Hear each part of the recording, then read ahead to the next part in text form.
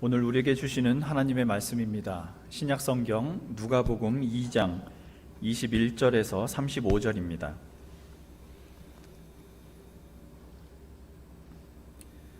누가복음 2장 21절에서 35절 말씀입니다.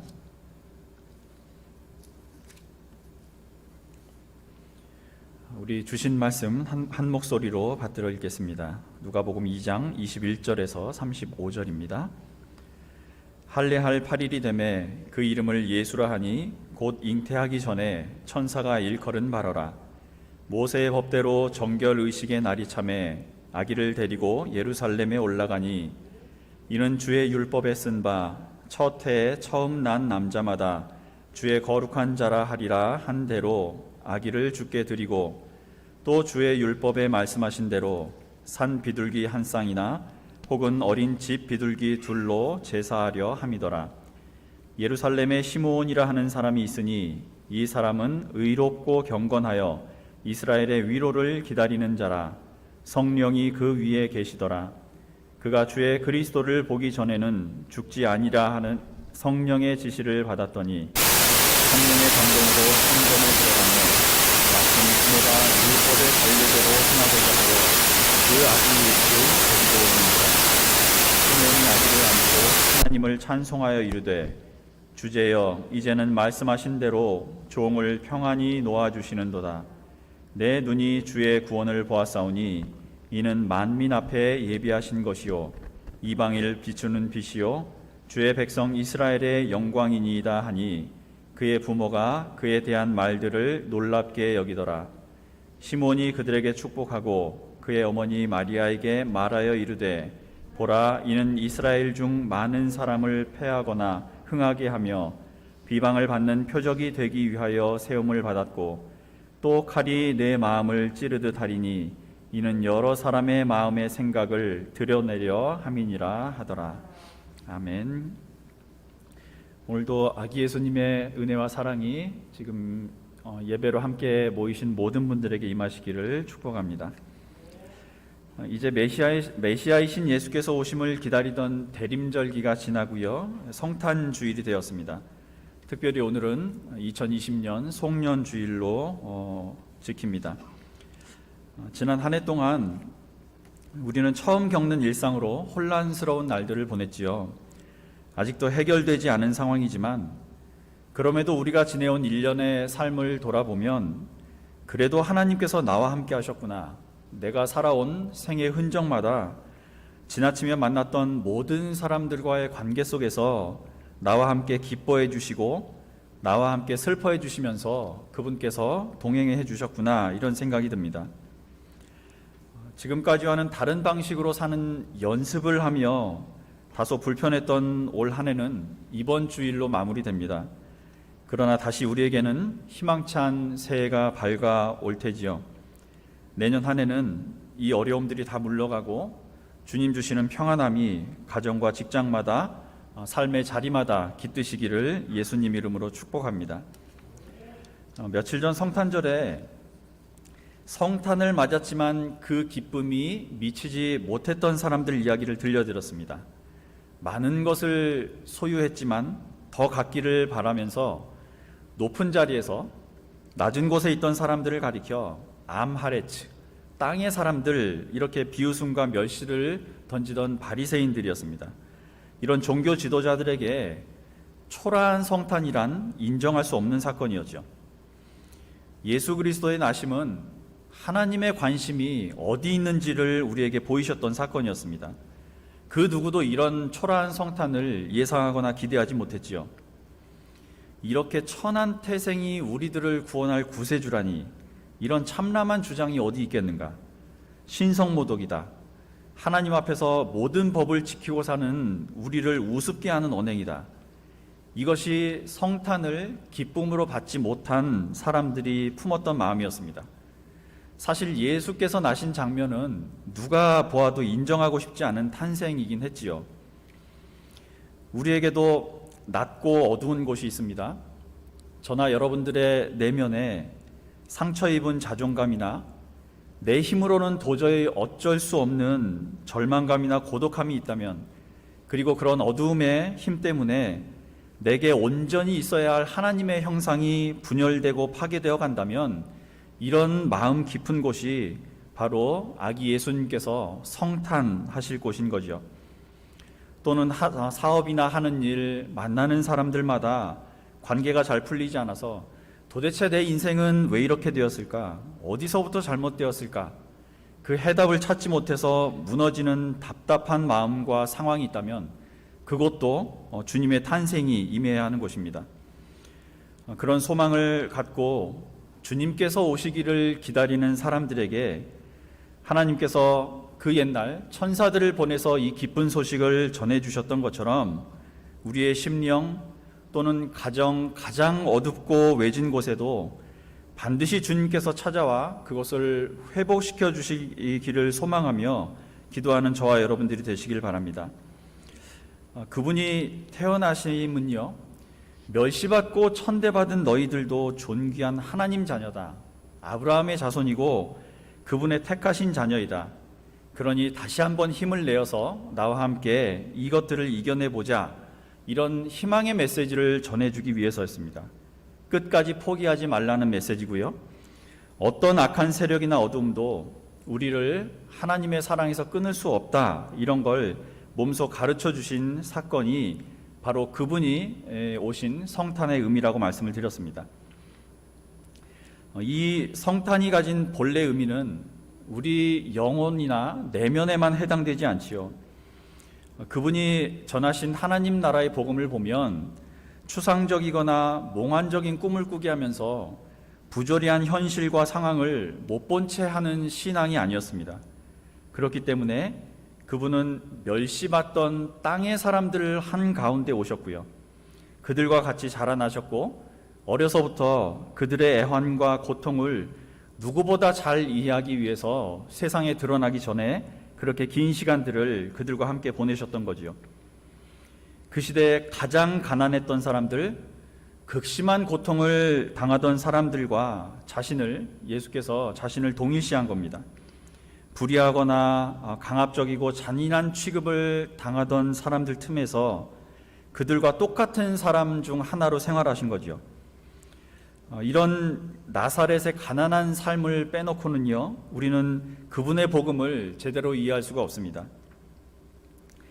식민지배를 당하던 민족의 가장 가난한 민중들 속에서도 그 중에서도 가장 형편이 어려운 사람들과 함께 성장하면서 예수께서도 아마 목에 풀칠이라도 하기 위해서 다른 사람들과 똑같이 온갖 일들을 다 하셔야 했을 겁니다. 그래서 요즘 호화찬란하게 꾸며지는 예배당들을 보면 이렇게 가난하던 예수께서 살고 행하시던 또는 가르치시던 것과는 너무나 다르다는 느낌을 많이 받습니다. 그분은 일생 동안 악마적인 힘 때문에 억압당하거나 괴로움 당하는 사람들을 편을 들어주셨고요. 반대로 이들을 억압하는 자들에게는 과감하게 대결하거나 항거하기를 주저하지 않았습니다. 그래서 그분은 힘없는 사람들에게는 그리스도라고 환영을 받았고 그 반대에 있던 사람들에게는 밀란을 일으키려는 반역자라는 공격을 받으신 거지요. 저 역시 개인적으로는 이분법적인 사고를 매우 싫어합니다. 그러나 어쩔 수 없이 예수를 믿고 그를 따라가기로 결단한 그리스도인들은요, 이런 대결에서 절대 자유롭지 못합니다. 우리가 아무리 조용히 지내고 싶어도 어쩔 수 없이 죄의 세력들로부터 공격이나 박해를 받게 되어 있기 때문입니다. 우리는 하늘을 보며 살지만 땅에 발을 딛고 사는 존재들이죠. 그래서 우리 삶은 늘 두 가지 중 하나입니다. 생명을 택하거나 아니면 죽음을 택하는 거지요. 신명기 30장 19절의 교훈입니다. 나는 오늘 하늘과 땅을 증인으로 세우고 생명과 사망, 복과 저주를 당신들 앞에 내놓았습니다. 당신들과 당신들의 자손이 살려거든 생명을 택하십시오. 오늘 본문에는 시므온이라는 인물이 나오는데요, 이 시므온도 생명을 택해 사는 인물이었습니다. 이 시므온이라는 이름은 이스라엘 백성들에게는 매우 흔한 이름이었는데요, 여호와께서 들으신다라는 뜻을 가지고 있습니다. 가톨릭에서는 성인으로까지 추앙받는 인물이지만 사실 그 생에 대해서는 거의 알려진 게 없습니다. 누가복음 저자인 누가는 예수께서 태어나신 일의 의미를 더 정확하게 알려주기 위해서 자기가 쓴 복음서에 그의 탄생과 관련된 이야기를 3가지 기록해 놓았습니다. 첫 번째는 들판의 목동들에게 천사들이 전해준 메시지였고요. 하나님께는 영광, 땅에서는 평화, 이런 메시지였죠. 그 두 번째가 오늘 본문에 나오는 시므온과 안나의 고백입니다. 그리고 3번째 사건이 12살 된 예수께서 성전에서 직접 본인의 입으로 선포하신 내용입니다. 오늘은 예수 탄생의 의미가 무엇인가를 더 정확하게 전해주기 위해서 누가가 기록한 이 3가지 사건 중에서 두 번째 시므온의 이야기를 좀 보려고 합니다. 그래서 우리가 어떻게 사는 것이 생명을 택하며 사는 인생인지를 함께 고민하며 나눌까 합니다. 주님의 지혜와 은혜가 더해지는 시간이 되시기를 바랍니다. 요셉과 마리아는 아기가 태어난 후에 율법대로 8일 만에 할례를 행했습니다. 할례는 남성의 성기 포피 끝부분을 잘라버리는 의식이지요. 본래 이 의식은 히브리인들만 하는 건 아니었고요. 당시 셈족 같은 주위 다른 민족들 또는 고대 이집트에서도 행해졌던 의식입니다. 정확히 언제부터 시작된지는 알 수가 없고요. 그러나 성경에 처음 할례가 등장한 건 아브라함 때였습니다. 그리고 출애굽기 4장 25절을 보면 히브리인들이 할례를 행한 도구가 나와 있습니다. 25절입니다. 시보라가 부싯돌 칼을 가지고 제 아들의 포피를 잘라서 모세의 발에 대고 당신은 나에게 피남편입니다 하고 말하였다. 부싯돌 칼이 쓰였다는 걸로 봐서 이 할례라는 건 확실히 철기 시대 이전부터 시작되었다는 걸 짐작할 수가 있습니다. 조금 독특한 점이 있다면 주변의 다른 민족들에게도 행해지던 의식이었지만 유독 팔레스타인 사람들은 할례를 행하지 않았다는 점입니다. 그래서 히브리인들은 팔레스타인 사람들을 보고 그들을 경멸하는 의미를 담아서 무할례자 이렇게 부르기도 했습니다. 일반적으로 이 지역에서 할례를 행한 이유는 학자들에 의해서 보통 3가지 정도로 해석이 됩니다. 첫째, 위생이나 청결 때문이다. 둘째, 다산을 관장하는 신에게 바치던 인신공양의 의미이다. 본래 인간을 제물로 바쳐야 되는데 그럴 수가 없기 때문에 인간의 생명 대신 바치는 제물이었다는 설명입니다. 세 번째, 부족이나 국가의 일원이 되는 일종의 성인식이나 입회식 같은 의미로 행해졌다는 겁니다. 근데 이런 일반적인 의미가 있지만 유대인들의 할례는 이 3가지 중에서 첫째와 셋째의 의미로 해석이 됩니다. 부정한 것을 제거한다는 의미, 그리고 무엇보다 하나님의 계약 백성으로 들어온다라는 이런 상징적인 의식이었던 거지요. 왜 이렇게 해석을 하냐면 이 할례라는 말이 히브리어로는 브리트라고 하는데요. 이 단어 자체가 계약, 언약이란 뜻입니다. 이 지역에서는 서로 계약을 맺을 때 독특한 전통이 한 가지 있었는데요. 지금은 우리가 계약서에 계약 내용을 적고 사인하는 것으로 마무리하지만 그때는 계약을 맺고 난 후에 이 계약 당사자들끼리 짐승을 한 마리 잡습니다. 그리고 그 짐승을 반으로 쪼개면서 그 쪼개진 짐승 사이를 계약 당사자들이 지나가는 의식이 있었습니다. 이게 무슨 의미냐면 만약 이 계약을 맺은 두 당사자들 중 누구라도 이 계약을 어기면 이 반으로 쪼개진 짐승처럼 죽음을 면치 못할 것이다, 이런 의미가 들어있는 거죠. 창세기 15장 17절을 한번 보겠습니다. 해가 지고 어둠이 짙게 깔리니 연기 나는 화덕과 타오르는 횃불이 갑자기 나타나서 쪼개놓은 희생제물 사이로 지나갔다. 이게 아브람과 하나님께서 계약을 맺으시는 장면인데 그때 있었던 일입니다. 하나님께서 아브라함에게 몇 가지 약속을 하신 후에 갑자기 타오르는 횃불이 나타나서 쪼갠 고기, 쪼갠 짐승 사이로 지나갔다는 이야기입니다. 누구라도 언약을 어기면 이 짐승처럼 죽임을 당할 것이라는 전통을 따른 건데요. 하나님께서 이 잘라진 짐승 사이로 지나가시면서 아브라함과 계약을 맺으셨다는 거죠. 자, 이게 무슨 의미겠습니까? 하나님이 맺으신 계약이니 영원한 언약을 의미합니다. 반대로 누구라도 이 계약을 어기면 반드시 죽음을 면치 못할 것이라는 무서운 뜻도 들어가 있는 거죠. 서로 목숨을 걸고 맺은 언약이라는 뜻입니다. 그 언약을 깨면 반드시 그 깬 당사자는 대가를 치러야 하는 거죠. 그런데 하나님께서는 변함이 없으신 분이고 늘 그분과 맺은 계약을 위반하고 생명의 길에서 벗어나려는 것은 우리 인간입니다. 그런데 이렇게 계약을 어긴 대가는 반드시 치러져야 되는 거죠. 근데 그 대가를 누가 치렀습니까? 하나님께서 대신 치르셨습니다. 하나님과 인간 사이의 약속은 영원한 언약인데 그 생명을 담보로 한 소중한 약속을 어기는 쪽은 우리 인간이고요. 그런데 그 대가로 우리를 그냥 죽게 놓아둘 수가 없으셨던 거지요. 그래서 성탄이 필요했던 겁니다. 어긋난 약속에 대해서 누군가는 책임을 져야 되는데 그 책임마저 하나님께서 아들 예수를 보내서 담당하게 하셨다는 것이 성경의 증언인 거지요. 하나님의 사랑이 크시다고 우리가 고백하는 이유가 여기 있는 겁니다. 할례라는 말뜻이 본래 계약이다, 그리고 언약의 표시다, 이런 말씀을 드렸습니다. 그래서 훗날 바울은 몸의 할례를 행하고 언약을 지키지 않는 것보다 마음의 할례를 행하는 것이 훨씬 더 중요하다는 교훈을 우리에게 전해 주었습니다. 로마서 2장 28절 29절입니다. 겉모양으로 유대 사람이라고 해서 유대 사람이 아니요 겉모양으로 살갗의 할례를 받았다고 해서 할례가 아닙니다. 오히려 속사람으로 유대 사람이니가 유대 사람이며 율법의 조문을 따라서 받는 할례가 아니라 성령으로 마음에 받는 할례가 참 할례입니다. 이런 사람은 사람에게서가 아니라 하나님에게서 칭찬을 받습니다. 이렇게 마음의 할례를 행한 사람들에게는 한 가지 특징이 있습니다. 신명기 30장 6절에서 확인해 보겠습니다. 주 당신들의 하나님이 당신들의 마음과 당신들 자손의 마음에 할례를 베푸셔서 순종하는 마음을 주실 것입니다.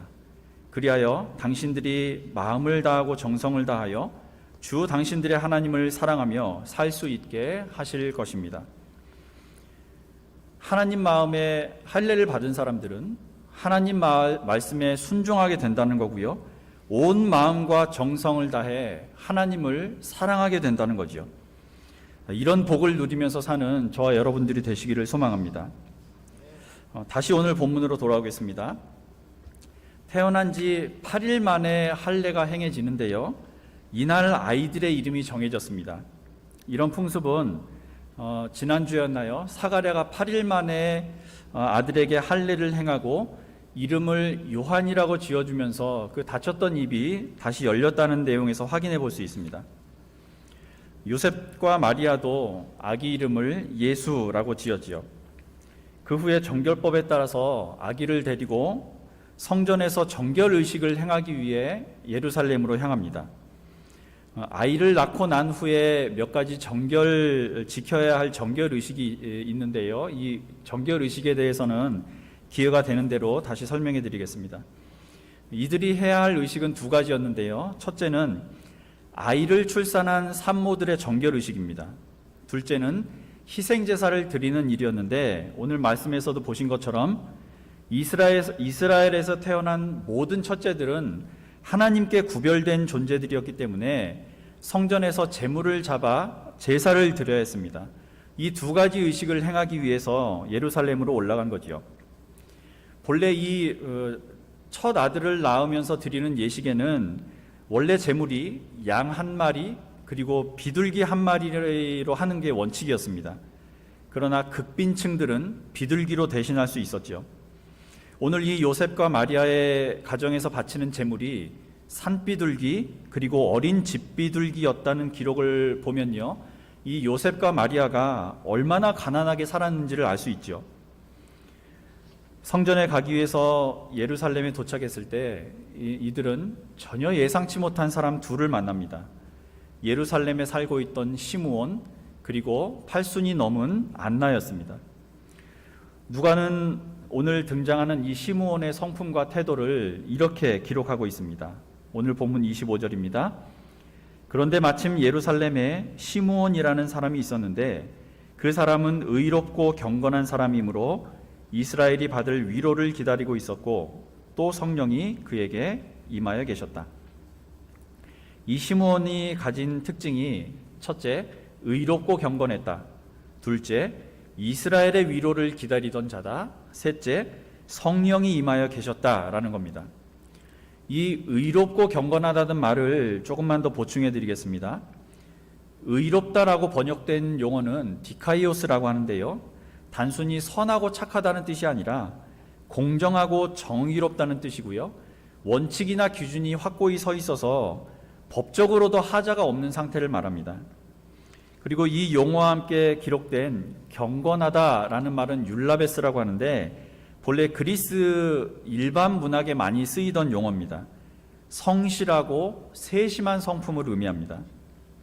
이 말은 올바르다라는 뜻의 유, 그리고 생각하다라는 뜻을 가진 라베인이라는 말이 합쳐져서 된 말인데, 이 경건하다는 말 외에도 신중하다, 두려워하다, 조심스럽게 행동하다 이런 뜻이 있습니다.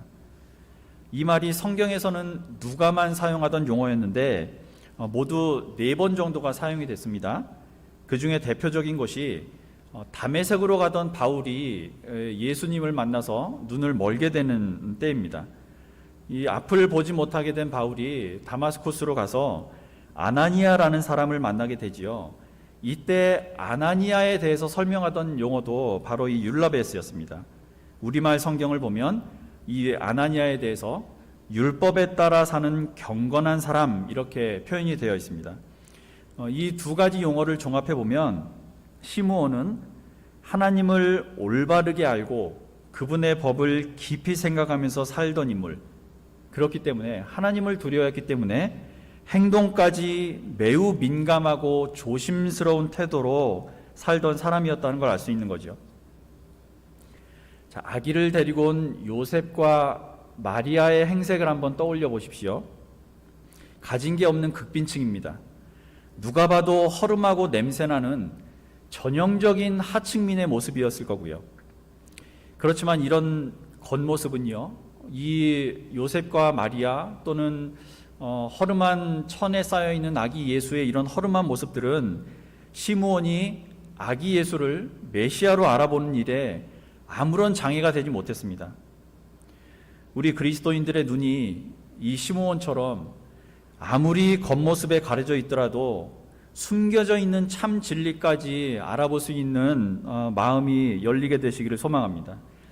이웃들에게서 외모나 옷차림이 아니라 그 속에 감추어진, 그 속에 하나님께서 심어두신 하나님의 형상을 꿰뚫어 볼 수 있는 눈이 열리는 복을 받으시길 바랍니다.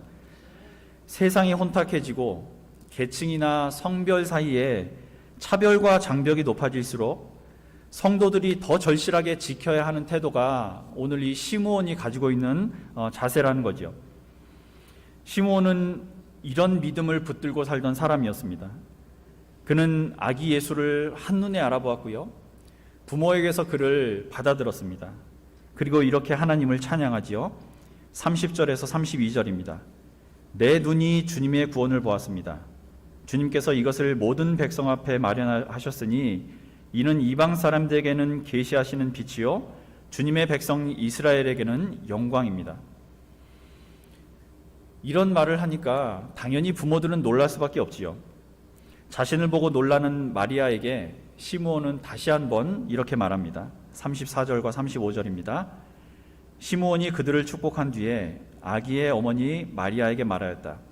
보십시오. 이 아기는 이스라엘 가운데 많은 사람을 넘어지게도 하고 일어서게도 하려고 세우심을 받았으며 비방받는 표징이 되게 하려고 세우심을 받았습니다. 그리고 칼이 당신의 마음을 찌를 것입니다. 그리하여 많은 사람의 마음속 생각들이 드러나게 될 것입니다.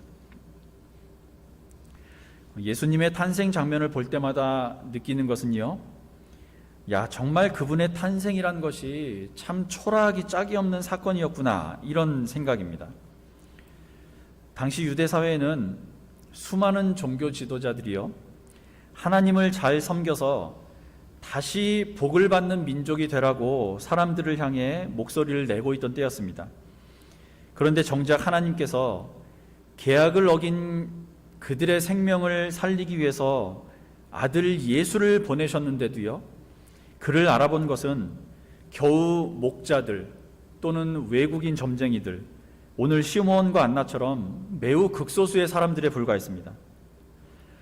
이 성경을 보다 보면 구약과 신약에 걸쳐서 공통적으로 흐르는 주제가 하나 있는데요, 그게 바로 남은 자라는 사상입니다.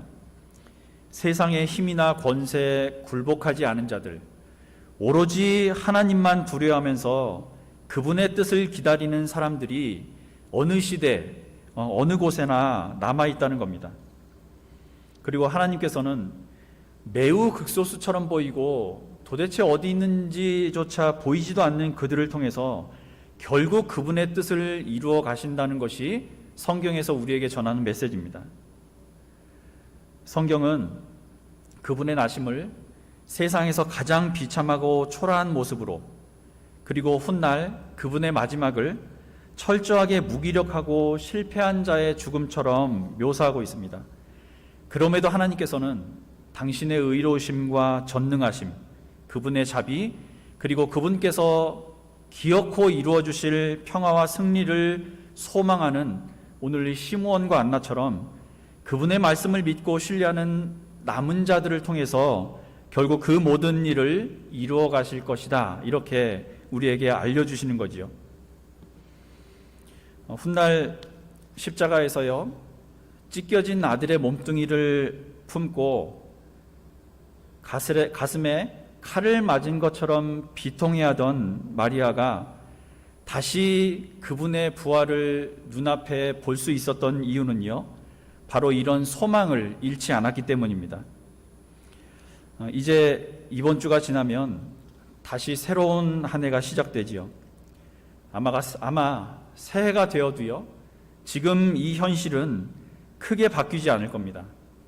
이런 막막한 현실 앞에서 우리는 마치 권세 있는 자들을 비판하며 회개를 촉구하다 참수형을 당한 세례 요한이나 동족들에게 배척받고 십자가형을 당한 그분의 마지막 모습처럼 이런 현실 앞에서 참으로 무기력하다고 느낄 수도 있습니다.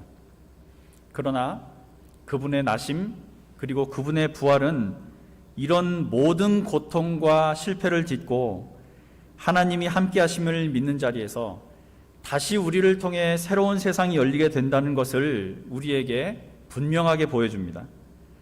하나님 앞에 바로 서 있는 자에게 무력하게 당하기만 하는 고난이란 있을 수 없습니다. 오직 그분의 보혈로 인해 부활로 인한 승리만 있을 뿐이죠. 다가오는 새해는 지금까지의 모든 실패들을 이기고 죽음 가운데 생명을 심어주신 그분의 능력이 나와 함께 하는구나, 이런 사실을 확신하시고요, 다시 한번 그분과 함께, 그리고 우리 동역자들과 함께 새 시대, 새 역사를 열어가시는 남은 자가 되시기를 예수 그리스도 이름으로 축원합니다. 시편 85편 9절에서 13절을 함께 보고 마치겠습니다. 이 시편의 노래처럼 이런 복을 누리시기를 바랍니다. 시편 85편 9절에서 13절입니다. 우리 함께 읽겠습니다. 참으로 주님의 구원은 주님을 경외하는 사람에게 가까이 있으니 주님의 영광이 우리 땅에 깃들 것입니다. 사랑과 진실이 만나고 정의는 평화와 서로 입을 맞춘다. 진실이 땅에서 솟아나고 정의는 하늘에서 굽어본다. 주님께서 좋은 것을 내려주시니 우리의 땅은 열매를 맺는다. 정의가 주님 앞에 앞서가며 주님께서 가실 길을 닦을 것이다. 아멘. 우리 준비된 자료를 보시고 공동기도 드리겠습니다. 오랜 기다림 끝에 허름한 강보에 쌓여 찾아온 아기 예수님을 알아본 이가 있었습니다. 우리도 황폐하고 좁디 좁은 마음으로 이웃을 바라보다가 그 안에 깃든 하나님의 형상을 미처 보지 못하고 지나는 일이 없게 하옵소서. 앞에 있는 주님을 못 본 채 뒤늦게 부끄럽고 미안하고 안타까운 마음만 허물처럼 남지 않도록 더 진실하고 더 평화롭고 더 조심스러운 삶을 살게 하옵소서. 아기의 모습으로 겸손하게 오셔서 죽음보다 강한 사랑의 길을 보여주신 예수님 이름으로 기도합니다. 아멘. 우리 찬송 80장 함께 드립니다.